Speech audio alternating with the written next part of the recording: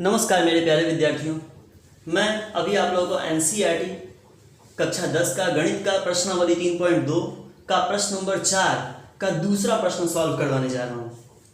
ये प्रश्न में है कि यदि समीकरण के युग्म संगत है तो ग्राफ द्वारा प्रदर्शित करना है उसे, और यदि असंगत है तो उसे ग्राफ द्वारा नहीं प्रदर्शित करना है, सिर्फ पता कर देना है कि वो संगत है कि असंगत। चलिए तो देखते हैं कि ये समीकरण संगत है या असंगत। तो संगत और असंगत कैसे ज्ञात करते हैं ये मैं पिछले वीडियो में आप लोगों को बता चुका हूँ। तो पहले हम लोग लिखेंगे a1 बटे a2, b1 बटे b2, c1 बटे c2। a1 क्या होता है, ये समीकरण नंबर 1 मान लेते हैं, इसको 2। समीकरण नंबर 1 में x के साथ वाले गुणांक को a1 कहते हैं और दूसरे समीकरण में x के साथ वाले गुणांक को a2 कहते हैं। तो ये हो गया 1/3। b1 b2, b1 होगा यहाँ पे कुछ नहीं है तो 1 है, यानी कि -1, और यहाँ पे है -3। ठीक उसी प्रकार ये इस साइड +8 है, इस साइड अगर हम लोग उसको इस साइड लेके आएंगे तो -8 हो जाएगा। ये +16 अगर इस साइड आएगा तो -16 हो जाएगा। अब इसको सॉल्व करते हैं, माइनस माइनस कट गया, 8 कम 8, 8 दूनी 16, ये माइनस माइनस भी कट गया, तो बचा 1/3। यहाँ भी 1/3 और यहाँ 1/2।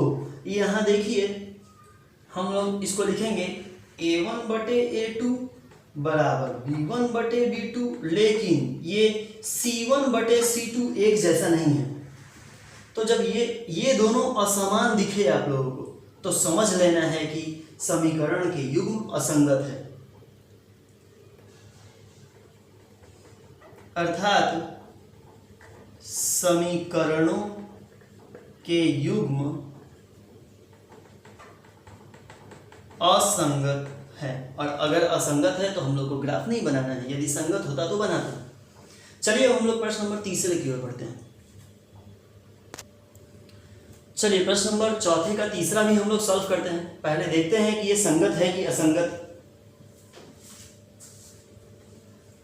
लिखेंगे a1 बटे a2 बराबर b1 बटे b2 बराबर c1 बटे c2।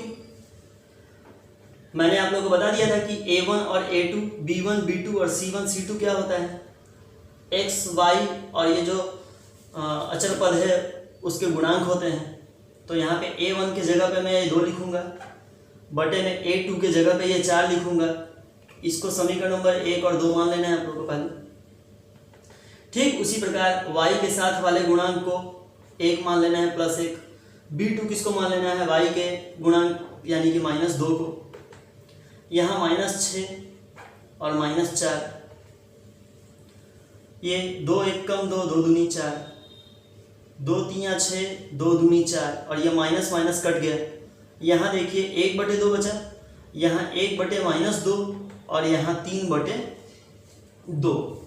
तो चलिए ऐसे कंडीशन में हम लोग क्या लिखेंगे, a1 बटे a2 बराबर b1 बटे b2 एक जैसा नहीं है।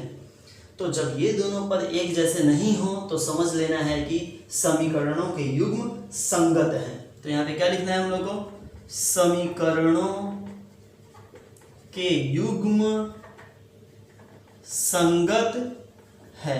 यदि संगत है तो उसे ग्राफ में भी दर्शाना है। तो चलिए अब हम लोग ग्राफ में दर्शाते हैं इस सवाल को। अब हम लोग समीकरण नंबर 1 पर से समझेंगे। अब हम लोग को मान रखना है, तो x बराबर पहले मैं लिख लेता हूं 0 लेने पर, x बराबर 0 लेने पर। तो यहाँ x के जगह पे 0 का मान रखते हैं। 2 गुने 0 तो 0 ही होता है, 0 लिखने का कोई मतलब होता नहीं है। y और ये -6 उस साइड गया तो +6, यानी कि x 0 लिए तो y 6 आ गया। फिर x बराबर, अब मैं 1 लेता हूं, x बराबर 1 लेने पर आप कोई सा भी मान ले सकते हैं। x के जगह पे 1 रखिए, 2 गुने 1 प्लस y -6 बराबर 0। तो 2 1 कम 2 हो जाएगा, प्लस y -6 बराबर 0 हो जाएगा। तो यहाँ पे देखिए ये y जैसे का वैसा, -6 और +2, तो प्लस माइनस माइनस होता है, 6 में से 2 गया तो 4 बचा, और बड़ी संख्या का चिन्ह है माइनस, तो माइनस लगा दीजिए बराबर 0, और ये -4 उस साइड जाएगा तो +4 हो जाएगा। तो यहाँ पे हम लोगों को समीकरण नंबर 1 से टेबल प्राप्त हो गया। x बराबर 0 लिए तो y 6 मिला, यहाँ x बराबर 1 लिए तो y 4 मिल गया। इस प्रकार पहला समीकरण से ये टेबल हम लोगों को मिल गया। अब समीकरण नंबर 2 देखते हैं।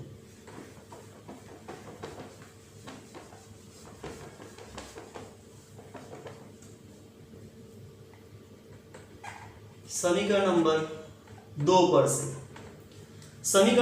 पर से देखिए, अब मैं 4x माइनस 2y माइनस 4 बराबर 0, यहाँ x बराबर 1 लेने पर मैं x बराबर 1 लेता हूँ, 4 गुने 1 माइनस 2y माइनस 4 बराबर 0। यहाँ x के जगह पे 1 लिख लिया, 4 1 कम 4 होगा, यहाँ पे 4 माइनस में और 4 प्लस में, तो प्लस माइनस क्या होता है माइनस, यानी कि 4 में से 4 गया तो 0 बचा, 2y बराबर 0 लिख देना है। अब यहाँ ध्यान दीजिए, ये 2 गुना में है, उस साइड जाएगा तो भाग में हो जाएगा, यानी कि -y बराबर 0/2। 2 से किसी का भाग, 0 से किसी का भाग नहीं होता है, तो उत्तर 0 ही आएगा। और दोनों तरफ माइनस से अगर हम लोग गुना करें, मतलब माइनस से अगर इधर भी गुना करते हैं और माइनस से अगर इधर भी गुना करते हैं, तो ये माइनस माइनस प्लस हो जाएगा, लेकिन 0 कभी माइनस में होता ही नहीं है, ये 0 ही रहेगा। तो ये सिर्फ समझाने के लिए लिखा हूँ, आप लोग को क्या करना है, ये माइनस का चिन्ह उस साइड जाएगा तो -0 हो जाएगा, लेकिन 0 कभी माइनस में नहीं होता है, उसको प्लस में ही लिखते हैं ऐसे। तो यहाँ पे हम लोगों को y बराबर 0 मिल गया। अब हम लोग लेंगे x बराबर 2 लेने पर, अब हम लोग x बराबर 2 लेंगे, तो यहाँ 4x है तो 4 गुने 2 लिख दीजिए, -2y और -4 बराबर 0 जैसे का वैसे, 4 दूनी 8 -2y -4 बराबर 0। अब यहाँ देखिए, 8 प्लस में 4 माइनस में, प्लस माइनस माइनस, तो 8 में से 4 जाएगा तो 4 बचेगा, और 8 और 4 में बड़ी संख्या है 8, उसका चिन्ह प्लस तो प्लस ही रहता है, -2y बराबर 0।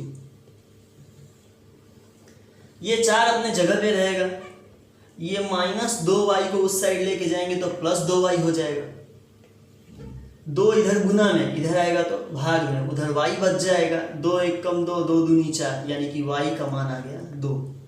इस प्रकार हम लोगों को समीकरण नंबर 2 से भी एक टेबल प्राप्त हो गया। तो x बराबर 1 लिए, x बराबर 1 लिए तो y बराबर 0 आया, x बराबर 2 लिए तो y बराबर भी 2 आया।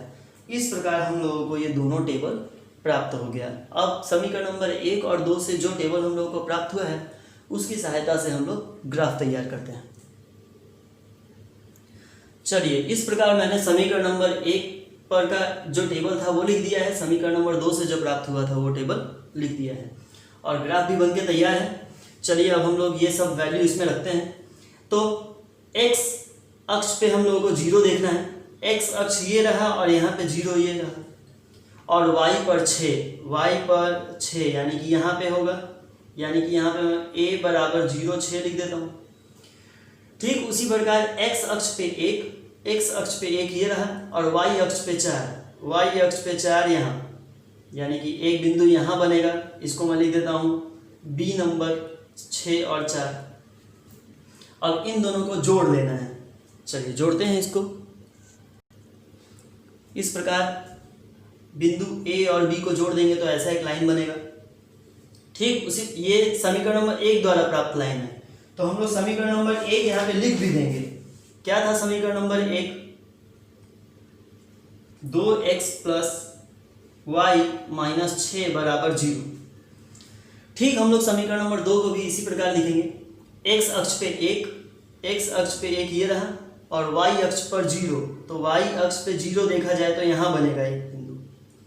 फिर x अक्ष पर 2, x अक्ष पर 2 कहाँ है, ये रहा, और y पर भी 2, y अक्ष पर भी 2, यानी कि यहाँ पे हम लोग का एक बिंदु बनेगा।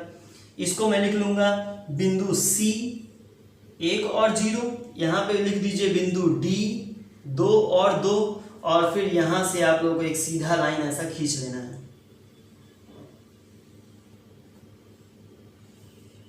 इस प्रकार सीधा लाइन खींच देना और यहाँ पे समीकरण नंबर 2 को लिख देना है 4x - 2y - 4 बराबर 0, -4 बराबर 0।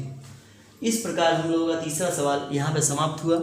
आशा करता हूँ कि आप लोगों को समझ में आया होगा, और अगर आप लोगों को समझ में आया तो मेरे चैनल को सब्सक्राइब कीजिए, लाइक कीजिए और कमेंट कीजिए, और अपने दोस्त लोग को भी शेयर कीजिए ताकि वे लोग भी अच्छे से पढ़ सकें।